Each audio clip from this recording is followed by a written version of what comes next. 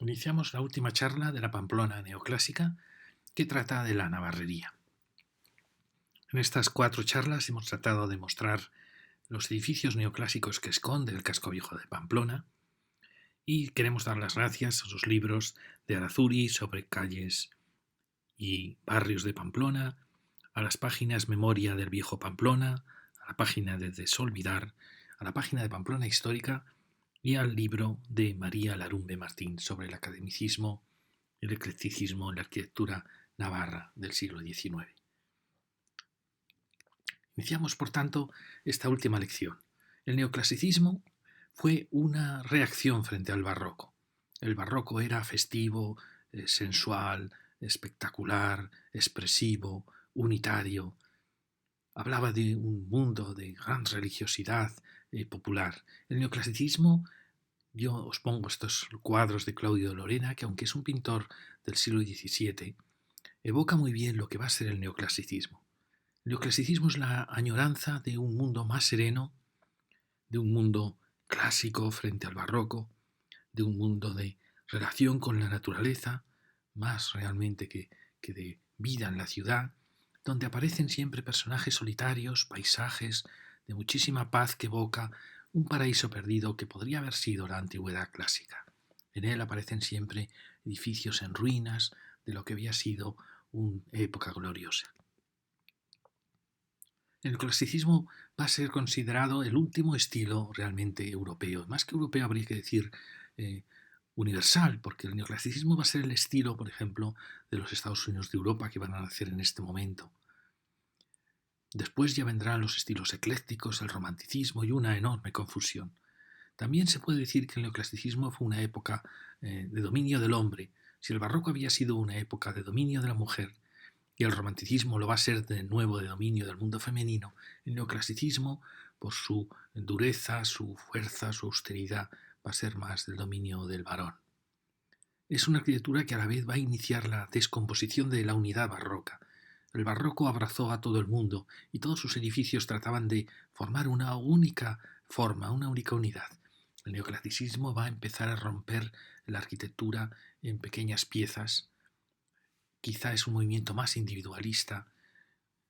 Por eso muchos creen que con el neoclasicismo se va a romper la unidad del mundo barroco, de los, en cierta manera, imperios católicos barrocos. Es verdad que muchos asocian el neoclasicismo a la Revolución Francesa. No es del todo cierto porque el neoclasicismo nace en los monarcas ilustrados. Muchos de los grandes arquitectos neoclásicos fueron ejecutados en la Revolución Francesa. Pero sí que es verdad que había unos ideales de serenidad, de república, que iban mal con la fastuosidad de las cortes europeas de aquel tiempo. Fijaros que la pintura romántica, la pintura neoclásica siempre es una pintura de línea muy clara, de fuertes contrastes, muy diferente a la pintura barroca, donde se mezclaba el color, la línea, la luz. Aquí las luces son muy frías y evoca siempre testimonios históricos. Esta es la muerte de Viriato. Pero también el neoclasicismo tiene una vuelta al hogar frente a los fastos del barroco. El neoclasicismo empieza a valorar el mundo doméstico, la vida familiar, el hogar. De ahí también que las primeras, por así decir, viviendas de pisos que se van a empezar a hacer van a ser el neoclasicismo, que va a tratar de darles la apariencia de un palacio sereno y clásico. El neoclasicismo olvida ya los temas religiosos y se centra en los temas individuales, personales. Y pongo este retrato neoclásico en comparación con lo que es un retrato romántico. El romanticismo va a nacer en parte del neoclasicismo, aunque es una reacción contra la frialdad neoclásica.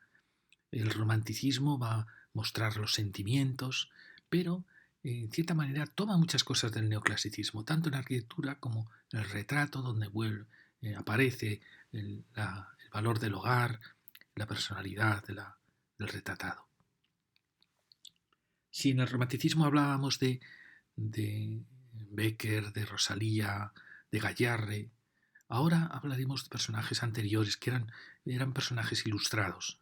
Todos son retratos de Goya, que aunque es un pintor considerado ya casi un pintor romántico y casi impresionista, porque se adelantó a su tiempo. Sin embargo, él pintó a todos estos personajes. Este es Gaspar Melchor de Jovellanos.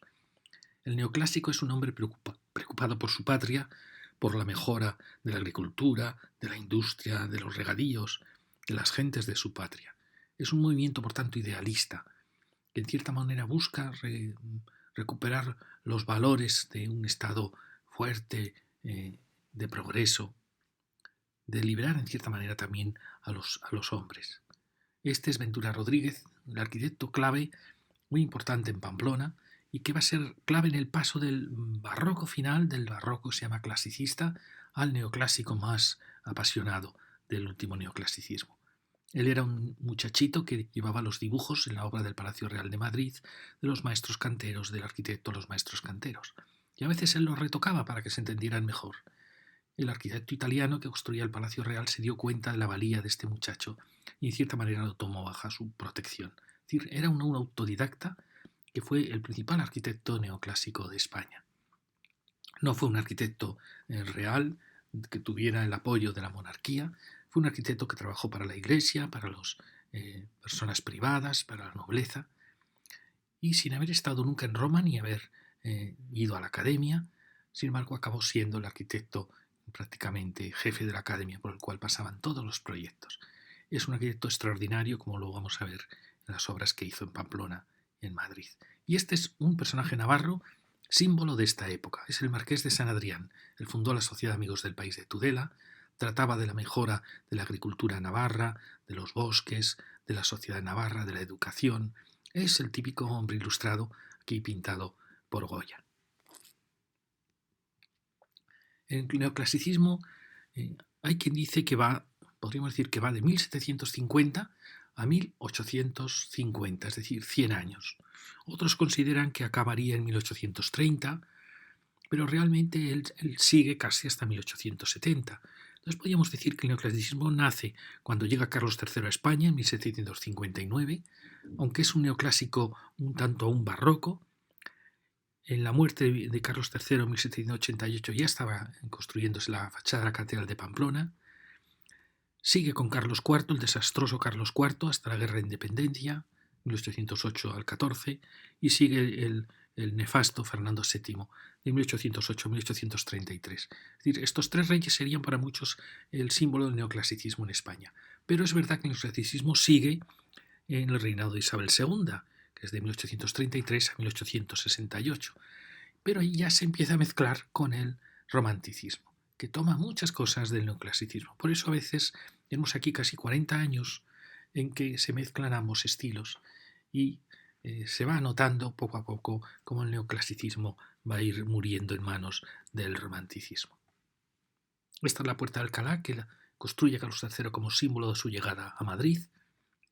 Este es el típico palacio de la aduana de ese nuevo estado que va a instaurar Carlos III como monarca ilustrado.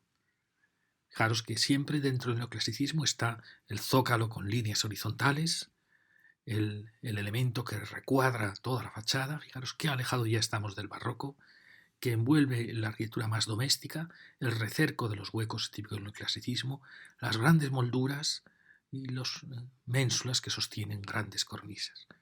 Todo esto es símbolo del neoclasicismo. Este es el Museo del Prado, del otro gran arquitecto neoclásico. Podríamos decir que hay tres fases del neoclasicismo. La primera, que es un neoclasicismo aún barroco, que sería el de Ventura Rodríguez en su primera época. Después un neoclasicismo puro, como es el de Juan de Villanueva, que era unos 20 años más joven que Ventura Rodríguez. Y fijaros que el neoclasicismo está en el Museo del Prado, uno de los grandes edificios del neoclasicismo europeo, que el clasicismo va a romper la unidad barroca. Fijaros, este edificio es realmente un palacio con su espacio circular central, otro palacio con su patio y una galería que une los dos palacios. Y sobre esa galería se ha cruzado una basílica que era el gran salón del Museo de Ciencias, porque este era un museo para las ciencias. Fijaros, el neoclasicismo, o dentro de la tremenda fuerza que tiene este edificio, ha roto la unidad barroca. El barroco lo habría unido todo en una forma única, en un abrazo único. Es decir, que el neoclasicismo empieza a romper en distintas escalas, en distintos cuerpos, la unidad de la arquitectura barroca. Esta es la fachada de la Catedral de Pamplona. Tengo un amigo que dice que qué pena que no se hubiese hecho cualquier otro de los proyectos que se presentaron al concurso, que eran proyectos barrocos. Decía, a la misma época que se construye esta fachada, se está construyendo la de la Catedral de Málaga. Es una fachada barroca que te abraza, que te, te ensalza. Y él critica pues, que esta es una fachada neoclásica, como más individualista, más ensimismada. Y es verdad, pero es una fachada maravillosa. Fijároslas, que no tenía demasiado frente, pero crea una verdadera lección de arquitectura. El pórtico con una profundidad majestuosa, la articulación con las grandes torres, la evolución de las torres de lo mundo más sereno a un mundo más barroco, el ático trasero que crea aquí un espacio fascinante con los ángeles adorando la cruz. A mí me parece una fachada realmente fascinante. Este Ventura Rodríguez es el que va a hacer el acueducto de Noain, evocando los acueductos de las campiñas romanas, y va a ser el que hace la fuente de las Cibeles de Madrid y la de Neptuno. Es decir, tenemos en Pamplona un arquitecto que es el que más influyó, en cierta manera, en la imagen del Madrid actual. Esta época es la época, sobre todo en Vascongadas, de plazas mayores que continúan la tradición de la plaza española, de los Austrias, de la plaza de Valladolid, de la plaza mayor de Madrid, pero ya en un lenguaje neoclásico. Está la plaza España de Vitoria. Como veis, siempre el neoclasicismo le gusta mucho la arquería, contenida por pilastras y con pórticos que resaltan. Es quizá el único elemento de gran relieve de la fachada, el pórtico que resalta el edificio principal.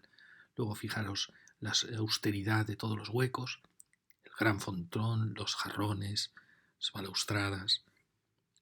Así hay varias plazas, como son las de San Sebastián, las de Bilbao. También en Navarra tendríamos la plaza de Tafalla. Y quizá en Pamplona se intentó lograr algo así con el Palacio de la Diputación que vimos en la lección anterior. Este es uno de los palacios que forman el Museo del Prado, el Palacio Sur. Fijaros el juego, que esto lo vamos a ver en Pamplona, en varios zócalos, el juego de rehundidos, la carencia ya de capiteles y de estrías en estas pilastras que van definiendo estos marcos que envuelven realmente la arquitectura, las ménsulas poderosas, los áticos que pesan. Y fijaros también en la barandilla, porque es una barandilla que la van a tener muchas casas de Pamplona. Ya es una barandilla de fundición, ya se ha abandonado la forja preciosa del último barroco, del rococó, que en Pamplona hay muchos palacios con esas maravillosas forjas, y se utiliza ya una barandilla de fundición que es mucho más rápida, realmente se funde en un molde, es ya casi una industrialización, una prefabricación de la barandilla, pero que tiene un efecto muy poderoso porque son barandillas muy densas, que van a tener muchísimas casas de Pamplona, las van a tener. Este es un palacio de Ventura Rodríguez, el Palacio Boadilla del Monte, donde fijaréis toda la austeridad queda normalmente rota por un pórtico, como vimos en la casa valestena de Pamplona. Este es un palacio ya del último neoclasicismo, más austero. Hemos dicho que hay tres neoclasicismos, el de Ventura Rodríguez, el de Juan de Villanueva, que sería un clasicismo puro, y después de la Guerra de Independencia hay un neoclasicismo que algunos llaman romántico, muy austero, muy duro, y que esta sería la última, y que sobre todo estaría representado por Silvestre Pérez, que hizo las plazas vascongadas, y que influyó mucho en los arquitectos neoclásicos pamploneses. ¿Recordáis en San Lorenzo esa enorme fachada lisa, tan en cierta manera romántica, de un neoclasicismo revolucionario, que es un poco el que va a triunfar en Navarra después? Pues bien, este es el Palacio Thyssen, el Museo Thyssen. Fijaros estas pilastras tan duras, sin ningún tipo de adorno de capitel, la preciosa cornisa, el recerco en los huecos, y fijaros la barandilla. ¿Veis? La barandilla tiene una serie de adornos, normalmente un friso horizontal, otro horizontal arriba y abajo, y que nos va a servir para detectar la arquitectura de esta época. Y siempre, como veis en la entrada, un elemento que resalta con las únicas columnas, resalta toda la entrada. Vimos el burgo de San Saturnino, el burgo de San Nicolás. Vimos la plaza del Castillo, que realmente es una cuarta ciudad, es una ciudad renacentista que es toda ella una plaza, y aquí estaba la Navarrería, una ciudad romana, pero que había sido transformada en época medieval, con lo cual queda poco del trazado romano. Como veis, al final la Edad Media, que es siempre un camino poderoso, es el que transformó la Navarrería después de ser destruida en la Guerra de los Burgos. Pues bien, empezamos con la calle de la Estafeta. Este era un edificio que vimos que es de época romántica, pero que tiene este tratamiento, hay varios edificios así en Pamplona, un tratamiento muy duro de imitación de la sillería, que hace bastante daño siempre en la ciudad. Lo vimos también en la calle Pozo Blanco. Fijaros, aquí aparece ya una primera casa, una bellísima barandilla, que podía ser una barandilla ya del neoclasicismo, como veis, una barandilla de fundición, pero que puede ser también del romanticismo. Fijaros la moldura, luego veremos la moldura neoclásica, como es. Esto es una casita que sus contraventanas, todo indica que puede ser una casita ya del romanticismo con mucha influencia del neoclasicismo. A su lado tenemos esta, la típica barandilla del neoclásico. Una barandilla muy austera que evoca el mundo romano. Esta es una casa de esquina bastante importante que, como veis, ha perdido gran parte de la decoración. El neoclasicismo siempre tiene una moldura que marca los huecos, la moldura clásica, y esta casita la ha perdido. Fijaros, aquí aparece ya otra barandilla que se inicia en el neoclasicismo, pero que va a seguir en el romanticismo. Pero estas ménsulas del balcón son la típica ménsula neoclásica, con una pieza muy recta y luego la moldura llevada siempre hasta el final. Son unas piezas preciosas que, por desgracia, en Pamplona están siempre pintadas y que son unas piezas de piedra preciosas. Y fijaros, quería enseñaros esta casa porque si su barandilla podía ser ya romántica, con sus contraventanas, sin embargo la moldura, la cornisa, es el típico alero neoclásico, que son piezas muy planas, muy cuadradas, muy pesadas, es el típico alero del neoclasicismo. Aquí tenemos otra casa enigmática. Fijaros que ella crea una sensación de torreones, un torreón, otro torreón, y en medio este cuervo que veis, quizás estaba pensado para un balcón corrido. Tiene estos balcones que podían ser del último barroco, los balcones rococó, aunque pueden ser rehechos o rediseñados mucho más tarde, y una cornisa clásica, de las pocas que hay en Pamplona. Fijaros también el tema tan bonito que hacen muchas casas de esta época, que tienen una planta baja y planta primera forma parte de un zócalo, y a partir de ese zócalo se inicia ya el cuerpo principal. Transforma, por tanto, no es una casa, es una sucesión de pisos, sino que tiene una composición de gran palacio. Y veis, aquí tenemos ese zócalo, que perfectamente podría ser un zócalo neoclásico si no fuera por este arco, puede ser un arco posterior, un arco rebajado del romanticismo. Fijaros la composición tan bonita donde el piso principal se lleva a una gran altura, generando este zócalo. Veis las líneas de manera horizontales y aquí veis un poco el pequeñísimo resalte con esa preciosa moldura. Es decir, que podría ser un palacio del neoclasicismo. Fijaros qué impresionante composición. El pobre ha perdido el adorno de las esquinas, pero esconde un edificio majestuoso. Aquí tenemos otra casa, fijaros con esta curiosa barandilla ya de un romanticismo tardío, muy densa, y que tiene un escudo que indica que es una casa barroca. Fijaros cómo se van mezclando siempre los componentes. Aquí hemos visto otra casita que tiene la moldura del neoclasicismo, que le da muchísima elegancia. Y ahí tenemos otra casa que fijaros que tiene esta barandilla que puede ser comienzo del neoclasicismo, pero que se usa mucho en el romanticismo. Y estos adornos, este tipo de arco ya es del romanticismo. Pero si fijaros, la casa sigue manteniendo la idea del gran zócalo con los balcones principales en el piso segundo.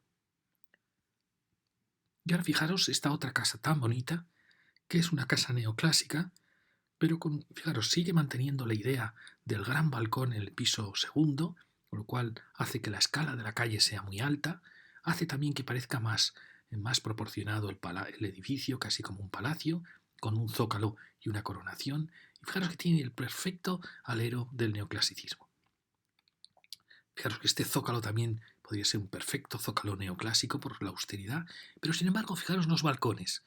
Este balcón con estos adornos sería un balcón de tradición barroca, aunque la austeridad que tiene en el gesto, en que fijaros casi no vuela, excepto este piso, y luego mirar aquí este otro balcón con la parte recta, es el típico balcón neoclásico. Y la rejería es una rejería preciosa que puede ser del primer neoclasicismo. Es un palacio realmente precioso. Ha perdido, quizá, no sé, llegó a tener contraventanas, las persianas no le ayudan mucho, pero es una casa fascinante. Aquí la tenemos. Fijaros que a su lado aparece otra casa, pero con una rejería un tanto más pobre, una rejería también del neoclasicismo, pero un poco más humilde, con el típico tema de los arcos que se cruzan. También fijaros el zócalo, tan bonito, y la moldura típica del neoclasicismo, marcando toda la fachada. Fijaros que es una gran casa, también de nuevo el alero neoclásico, y fijaros que tiene este precioso machón que enmarca, como veis, como veíamos en el Palacio Thyssen de Madrid, enmarca todo el volumen en una gran unidad. Fijaros qué diferente una de otra. Aquí todos los balcones son iguales, aquí se ha creado un ritmo, a un barroco de zócalo, y este ya es un edificio más unitario, de espíritu quizá más neoclásico. Fijaros qué impresionante casa. Es una casa, un palacio muy grande, su cornisa, que va cobrando altura. Fijaros que este forma parte del mismo palacio, aunque ha sido restaurado con otro color. Ay, fijaros, perdonad, el tema tan bonito de vuelo de balcón. ¿Veis? Esta es la típico balcón neoclásico, con una zona muy lisa y una cornisa que vuela, una moldura final. ¿Veis? Este se ha quedado sin volar, creando así un ritmo que continúa allí. ¿Veis? Esa composición preciosa, preciosa. Y este es el punto tramo final. Aquí, como ya tiene más altura, aparece un entrepiso. Fijaros la barandilla neoclásica tan bonita, que ha cambiado el diseño. Esta ya es de cierta manera, más rica que la barandilla que se había usado al principio. Tenemos este final. Fijaros qué gran palacio.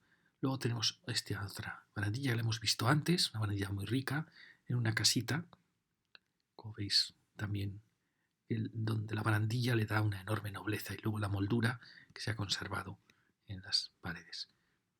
Pasamos ya a la calle, la Bajada de Javier, y seguimos por Estafeta.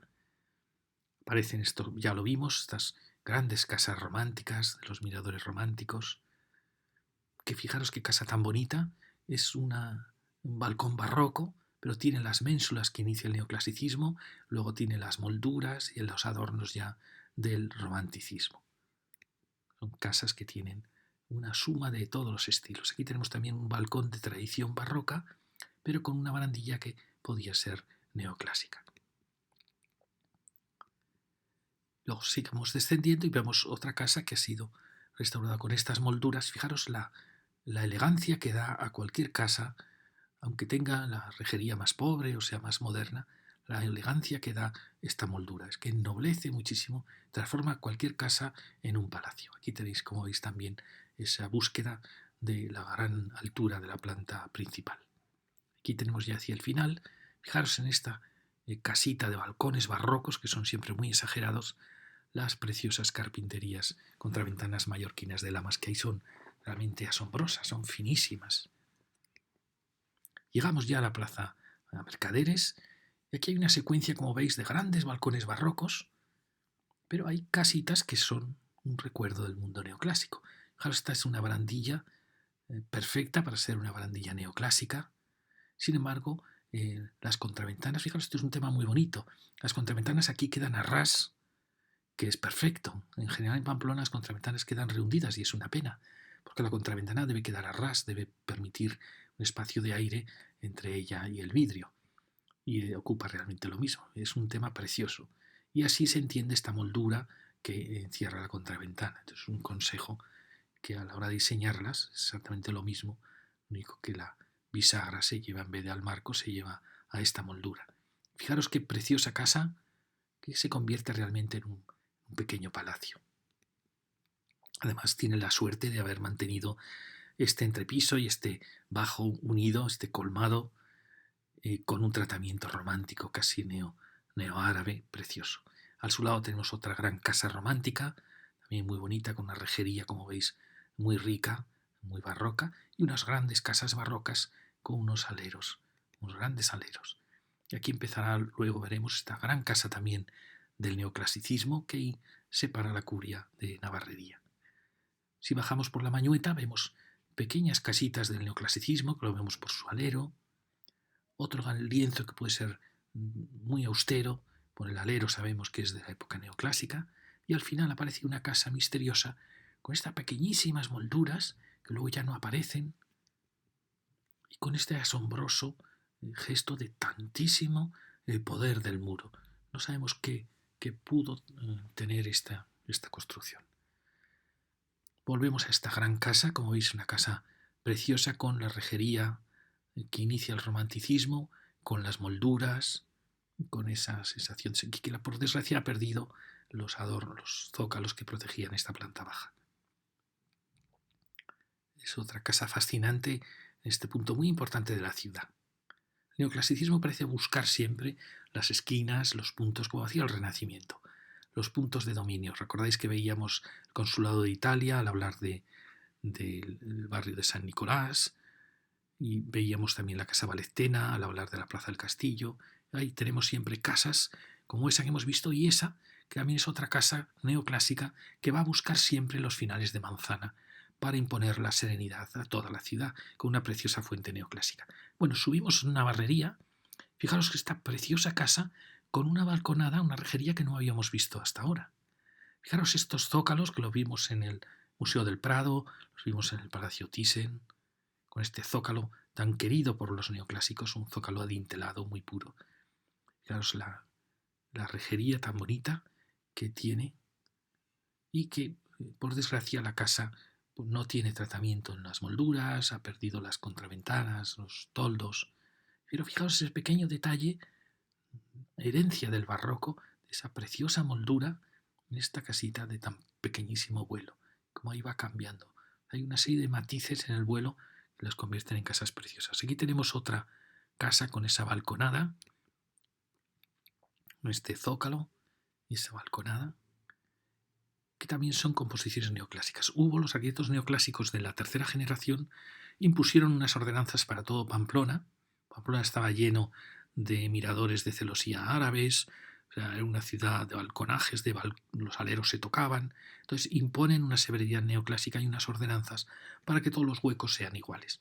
Por eso Pamplona es una ciudad realmente que ha mantenido los balconajes del barroco, es una ciudad muy de fiesta, de procesiones, del balcón expresa la vida de la calle, pero donde se le ha impuesto una austeridad neoclásica impresionante. Y es gracias a esas ordenanzas que impusieron que los huecos debían estar repartidos. Aquí tenemos otra preciosa casita con este marco que empieza en el siglo XVIII ya, pero que el neoclasicismo hará suyo. Y sin embargo, como veis, ha sido transformada un poquito en el romanticismo, con esas pinturas preciosas. Y al lado, fijaros, tenemos un alero neoclásico clarísimo, perfecto, sobre una casa que tiene una estructura de balcones aún barrocos, pero que, como veis, es una casa neoclásica. Quizá aquí hubiera necesitado una moldura más clara, hubiera necesitado las contraventanas, porque los balconajes son muy austeros a lo que era, sin duda, una gran casa. Aquí tenemos ese precioso palacio esperando mejor destino, y la fuente de la Navarrería, una fuente diseñada por Luis Paret, como todas las fuentes de Pamplona, en 1788, un año antes de la Revolución Francesa. Fijaros que estas casas neoclásicas, muchas van a conocer la Guerra de Independencia, donde Navarra participó muchísimo. Napoleón llegó a tener 100.000 hombres en Navarra. Se suele olvidar, pero Navarra fue uno de los grandes elementos clave para la derrota de Napoleón. Entonces, la fuente de la Navarrería. Fijaros que antes estaba ligada a esta casa del fondo. Curioso que estuviera tan cerca. Este es el palacio que está esperando mejor destino. Y estas eran casas que hemos dejado subiendo a Navarrería. Fijaros esta casa, que zócalo tan altísimo tenía. Qué pena no saber cómo fue esta entrada. Y luego fijaros que tenía unos machones que indicarían una casita neoclásica, que impone ese orden a toda la fachada. El neoclasicismo trata de ennoblecer la vida doméstica, la casa doméstica, transformándolas en palacios. Fijaros que, siguiendo la calle, ya hacia la calle del Carmen, había un maravilloso edificio neoclásico que era el Hospicio, la Inclusa. Fijaros, tiene los elementos, el gran zócalo, fijaros el piso principal, el recerco de todos los huecos, tenía contraventanas, tenía balcones como los que estamos estudiando, y estas ventanas que son las típicas ventanas del neoclasicismo. Fijaros qué precioso edificio que además llegaba hasta la Cuesta de Palacio. Y luego para eso se abrió esta calle, la calle de Aldapa. Fijaros qué impresionante también este edificio, como casi es una homotecia del que hemos visto antes, aunque este podía ser ya un edificio de la época de Isabel II, porque ya ahí se suavizan las esquinas. Aunque el neoclasicismo suaviza a veces las esquinas, como vimos en Diputación, en su primera época hemos visto el Palacio de Thyssen en el Prado, hace esquinas rectas. Pero el romanticismo va suavizando este mundo. Fijaros, tenemos nuestra balconada neoclásica y nuestro perfil perfecto de balconaje. Aquí se ha tenido el detalle de unir como en una vertical. Aquí tenemos el elemento este que indica nuevamente ya el romanticismo. Fijaros qué composición tan impresionante, es una casa impresionante. Es una pena que tenga las bajantes partiendo la unidad de la fachada. Las bajantes son un problema en Pamplona. Yo pienso que sería prácticamente igual que echaran el agua ya desde arriba, porque son un estorbo continuo. Mirar qué bonita composición de toda la planta baja que aquí se ha mantenido con el zócalo y está elegante. La pena es que ha perdido pues, las contraventanas que quizá tuvo, y la persiana nunca ayuda en estos cascos históricos. Era un zócalo muy bonito. Aquí tenéis, fijaros, los colmados que tenía, los comercios, y enfrente vemos una casita. Esta casita que la vimos en el romanticismo, con una bandilla ya romántica, y esto que hace mucho el romanticismo es crear estos frentes altos sobre el último piso, que normalmente es más bajito, que es una cosa curiosa, es una intención extraña, ¿no? Parece como si estuviera sin acabar la casa, típico del liberalismo. Y aquí a su lado tenemos una casita con unos balconajes que podían ser ya del neoclasicismo al romanticismo, pero su alero, precioso alero pintado en blanco, es un alero neoclásico. Sin embargo, si os fijáis en la planta baja, esto indica ya el romanticismo, ya de la época de Isabel II, Alfonso XII. Esto es lo que hemos visto antes, el edificio neoclásico, que llegaba hasta la Cuesta de Palacio. Fijaros que este tema de los recercos, que lo hemos visto en casas pamplonesas, en este caso tenía contraventanas. Allí, ya subiendo hacia la calle del Carmen, tenemos esta preciosa planta baja, con adintelado neoclásico, y sin embargo es un barrotes barrocos. Pero fijaros las ménsulas para formar el gran balcón. Fijaros qué bonito hace este recerco, qué elegancia da a una fachada que la pobre no está demasiado cuidada. Aquí tenemos donde venía ya ese edificio tan precioso que se derribó para abrir una calle de ningún interés. Descendemos la calle del Carmen, donde tenemos este edificio que es un edificio romántico, pero que veis ha usado una barandilla del neoclasicismo. Es decir, veis cómo se van mezclando los elementos con contraventanas románticas. Hasta este final de la calle del Carmen. Realmente en la calle del Carmen sí que hay edificios neoclásicos, pero son tan austeros, podrían ser de cualquier época. Y ya en la plazuela San José descubrimos esta casa con mucha historia. Fijaros, tiene un zócalo probablemente medieval, luego raspado para ser enfoscado, probablemente por los neoclásicos. Luego tuvo una ampliación barroca que se detecta en estos dinteles tan complejos de ladrillo. Y luego probablemente el neoclásico que hizo estos balcones, abrió este balcón, abrió dos balcones donde antes había uno, movió el escudo de sitio, probablemente picó todos los restos medievales para enfoscarlo como un gran palacio neoclásico. Luego, en una restauración posterior, alguien le quitó al neoclásico todos sus adornos y dejó la visión sincera, muy poco clásica, de esta planta baja. Y luego retocó el alero, que no es un alero neoclásico con estos dibujos y estos adornos que son muy poco clásicos. Como veis, hay casi 5 fases en esta fachada, pero que es una barandilla muy bonita que no hemos visto demasiado en Pamplona. Es esa barandilla que está casi evolucionada desde el rococó y que es una barandilla muy, muy elegante. Como veis, y forma al final, unifica casas que por su inclinación se ve que eran dos casas medievales, las transforma en un gran palacio. Tenemos la maravillosa Catedral de Pamplona, la placita de San José, una placita romántica, y aquí tenemos un edificio que nos muestra muy bien la diferencia entre el neoclasicismo y el romanticismo. entre el mundo de Carlos III y Carlos IV, incluso Fernando VII y ya el de su hija Isabel II. Fijaros, este es un edificio en 1855 del mismo arquitecto que luego hará muchos años más tarde el Iruña. Fijaros cómo se nota la diferencia con el neoclasicismo. Mantiene la horizontal del neoclasicismo, pero la hace muy esbelta, muy estrecha. El neoclásico lo habría continuado por toda la fachada. Luego aparece la pilastra con su capitel, algo que nunca habría hecho el neoclásico. El neoclásico habría hecho una pilastra potente sin capitel. Y luego estos adornos, como veis, ningún neoclásico los habría admitido. La moldura también pierde fuerza.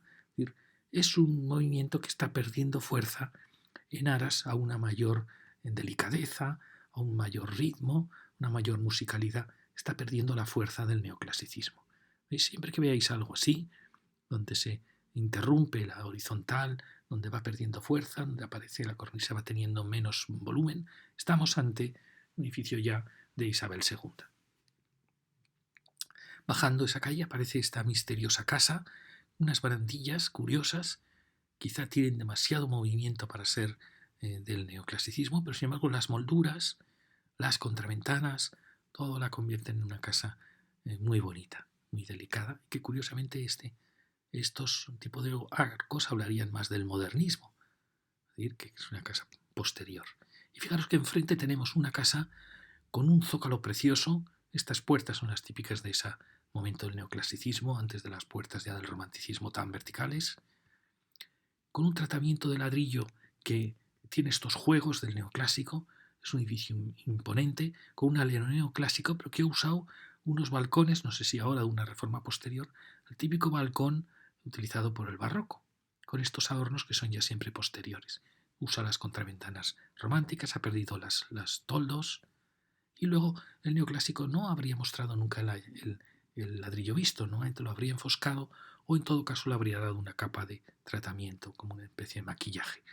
Como veis, es una casa impresionante por su tamaño, por su potencia, y la pena es que le falta un pequeño maquillaje para tapar ese ladrillo, aunque sea con una capa suave que deje marcadas, lo que se llama encebollado, que deje marcadas las líneas horizontales. A su lado vemos una casa curiosa en que tiene este tratamiento de un rehundido que convierte todos los huecos en un único elemento, como si fuera un zócalo y un gran cuerpo, que es un tratamiento típico del neoclasicismo, pero la casa, los balconajes no lo son.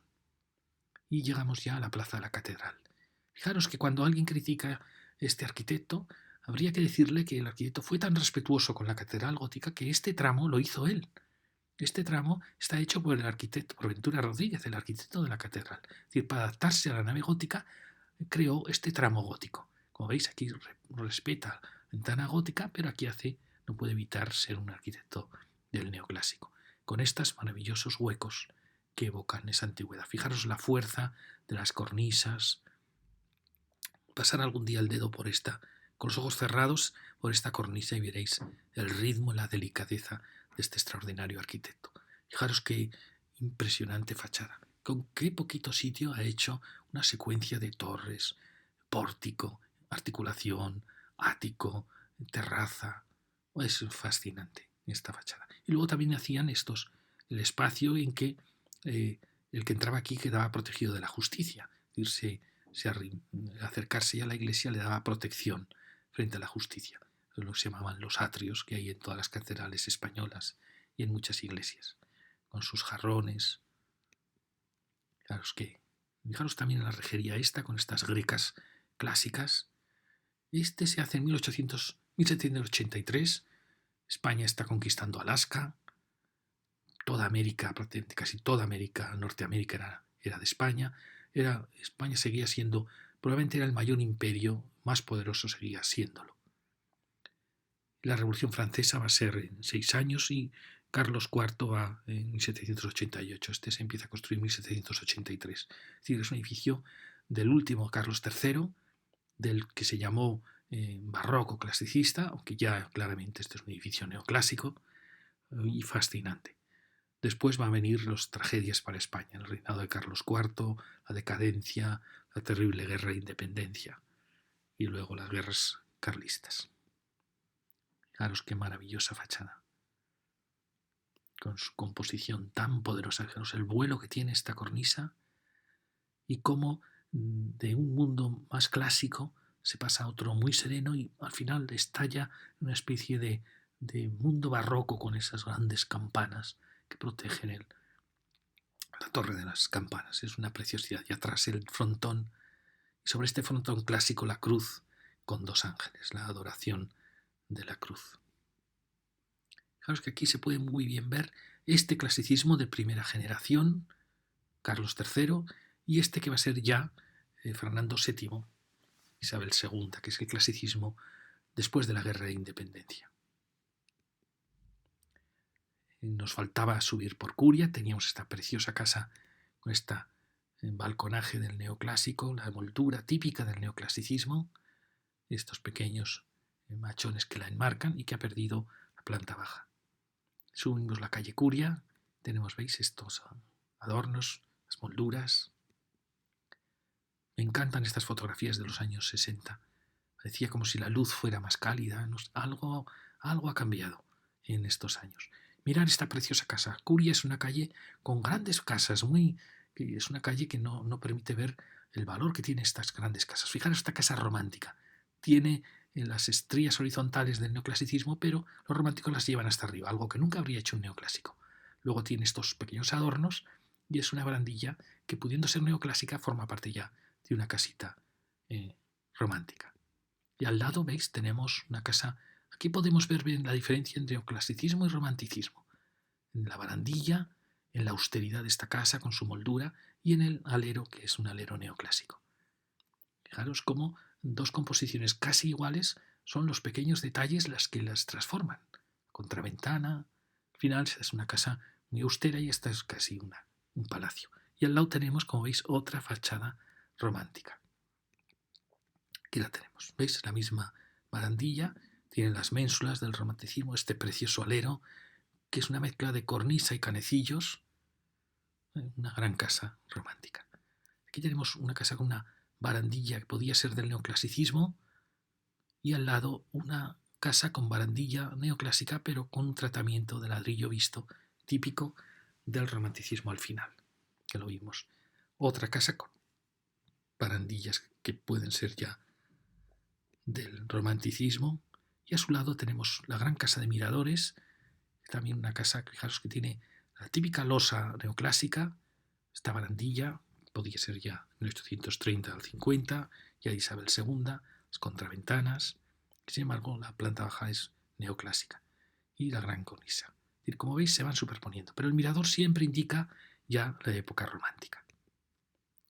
En la esquina tenemos otra casa con ese mismo balconaje, pero ha perdido la escala de los balcones con esta bajar mucho los dinteles. Es una casa curiosa porque, siendo un gran palacio, ha cogido una escala doméstica. Perdonad aquí. Y aquí tenemos otra casa de la esquina, la calle Compañía, que, como veis, es una casa ya romántica por los arcos rebajados, pero que usa losas y elementos del neoclasicismo, sobre todo la cornisa también. Como veis, son casas a caballo de los dos estilos. Otra casa con ese mismo tipo de balconaje, un zócalo muy austero. Como veis, hay una secuencia de casas y, por último, una casa transformada con esa barandilla neoclásica, pero con una serie de colores que no van muy bien con la austeridad de la plaza de la catedral. Y aquí tenemos este edificio que os comentaba, que era ya de un neoclasicismo más austero posterior. Fijaros que tiene, esto hay poco en Pamplona. El neoclasicismo le gustaba usar estas ménsulas para apoyar el vuelo del balcón. Aquí son ménsulas aparentemente falsas, pero son de las pocas que quedan en Pamplona. Una ménsula realmente del neoclasicismo. Fijaros que, sin embargo, esta actuación ya es del romanticismo, con este arco rebajado. Pero todo, la cornisa, la composición, todo podía haber sido de un edificio neoclásico. Y, sin embargo, los barrotes son del barroco. Pero es que este barrote de pera, que se llama, pues sigue siempre, tiene tanto éxito que sigue hasta el siglo XX, por supuesto. Fijaros esta composición, que ya la verticalidad de esta planta baja indicaría ya una época del liberalismo, pero es un neoclasicismo que está conviviendo con él. Ya es la época de Isabel II. Fijaros esta bonita casa, tiene esa misma rejería, pero esa restauración tan cuidadosa pues le ha dado esa elegancia. Es una casa, por los tonos, pues muy, muy bonita. Y con ese típico alero del neoclasicismo pintado en blanco. Y aquí vamos a llevarnos una sorpresa. Fijaros, estas tres casas, que aparentemente son tres casas, realmente son un único palacio del neoclasicismo. Mirar, perdonad.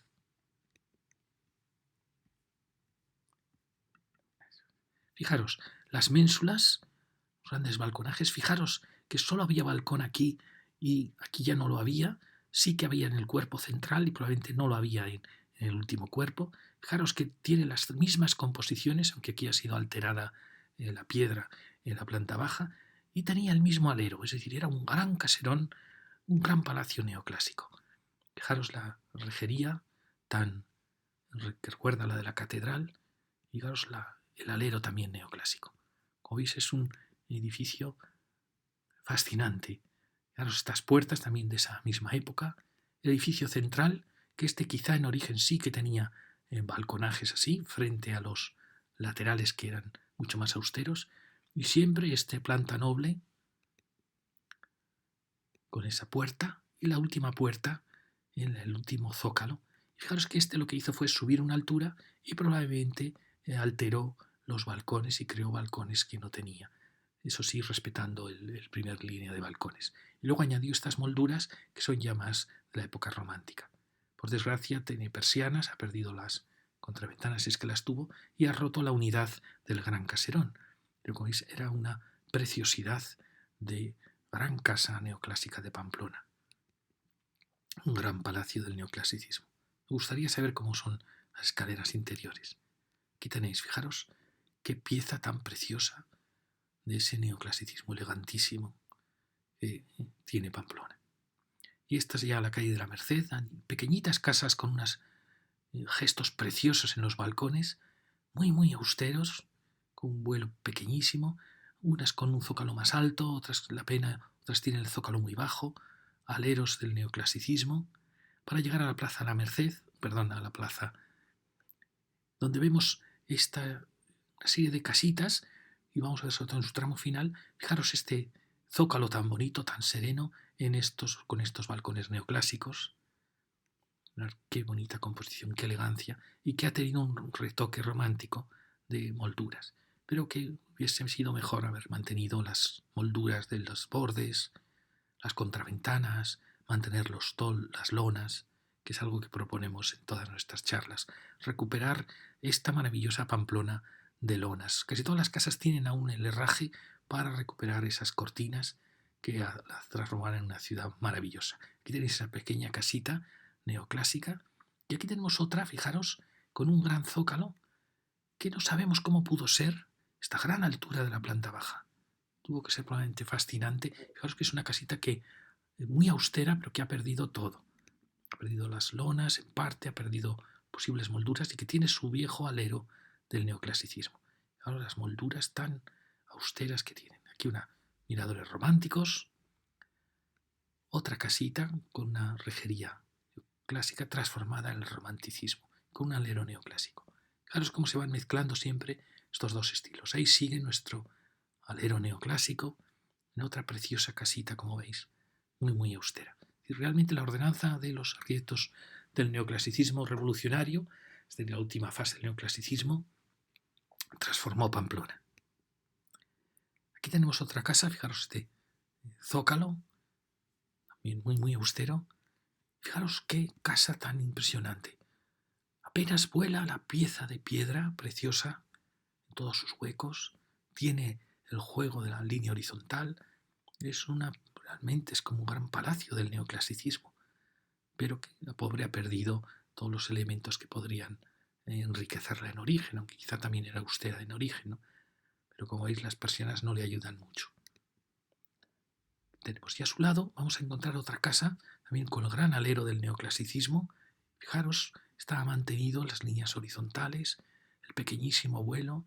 Son ejemplos de arquitectura fascinante, porque son de una austeridad brutal. Por eso son tan importantes en ella, en este caso las flores o las cortinas. Y ahora seguimos en otra que sigue la misma tónica. Fijaros la fuerza que tiene impresionante la disciplina de estas fachadas. tenemos otra que ha perdido las líneas, no tiene líneas horizontales, pero sin embargo ha mantenido las molduras, las preciosas molduras en todos los huecos. Por desgracia, la planta baja no le ayuda mucho, pero veis, tiene la misma moldura que hemos visto en las casas de antes, que es un vuelo mínimo en estas calles. Y ahora cogemos ya calderería ya, donde, como vemos, hay restos de zócalos con rejerías del neoclasicismo en palacios barrocos, en preciosos palacios barrocos.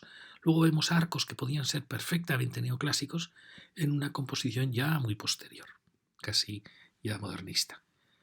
Aparecen de nuevo esa rejería en este balcón de gran vuelo, y es curioso la mezcla de elementos. Fijaros que vuelve a recuperar la gran escala de la planta baja muy alta. Aquí tenemos otra casa que, como veis, tiene dos tratamientos distintos, un balconaje del neoclasicismo y sin embargo tiene el mismo tratamiento, el mismo alero neoclásico. Otra casita con este tipo de rejería, pero que ha perdido todos los elementos que podía tener de adorno en la fachada. Y otra casita, fijaros esta, que podía ser una casa de este tipo de ladrillo del siglo XVIII, con estas preciosas molduras y estos mínimos balcones. Fijaros lo que hace la moldura en la casa, le da una elegancia. Y ahora vamos ya acabando ya. Fijaros este precioso balcón con ese parte inferior, herencia del último barroco. Es un balcón de una enorme riqueza en una casita que no tiene nada más, como veis. Tiene el alero neoclásico, estos restos es un resto de un balcón barroco, pero que no es barroco, porque el hecho de que huele tan poco indica ya el neoclasicismo.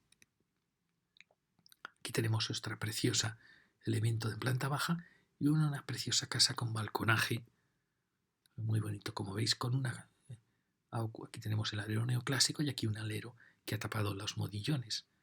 Y fijaros la preciosa moldura que va envolviendo. Es decir, con muy poquitos gestos se transforman casas en palacios. Ya en tejería hay varias casas que podrían responder a este modelo del neoclásico. Fijaros, está, por ejemplo, con este pequeñísimo detalle de la moldura en toda ella. Y ya acabamos con el último frente de Pamplona, Juan de Labrit, donde vimos en la Pamplona romántica vimos todo este tema de los miradores, de las fachadas, de las casas con fachadas románticas. Pues acabamos así ya la charla. Creo que ya he dado las gracias a todas las páginas que me han ayudado tanto y quería con estas charlas demostrar lo valiosa que es nuestra ciudad. Es una ciudad que realmente no hay ciudades así en la península. ¿Por qué? Porque era una ciudad que al estar amurallada y duplicar su población tuvo que duplicar su altura. Entonces es la ciudad con casas más altas de España. Eso le da una densidad tremenda, le da una riqueza de balcones enorme. Como mantiene también la parcelación medieval, tiene miles, cientos de casas diferentes, cada una tratada con más o menos cariño en los distintos movimientos que hemos visto, desde el barroco final, que no hemos tratado aquí, al neoclasicismo y al romanticismo. Se podría hablar de Pamplona como la ciudad de los 20.000 balcones, aunque creo que van a ser más. Es una ciudad de una riqueza extraordinaria y oculta, como hemos visto, verdaderos tesoros, verdaderos palacios de esta época tan apasionante para España que fue el neoclasicismo y luego la época romántica. Muchas gracias.